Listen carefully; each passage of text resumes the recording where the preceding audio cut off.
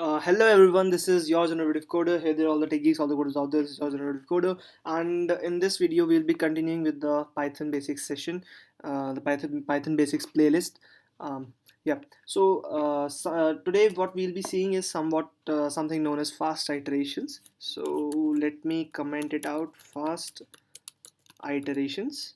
The basic idea behind these is that suppose we have a string.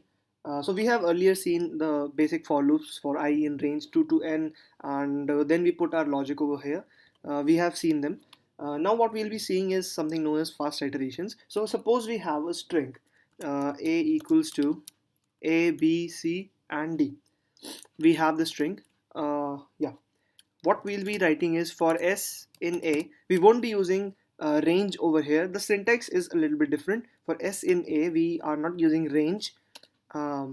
Print a, and oh sorry, we need to print s. Yep. So we get a, b, c, and d.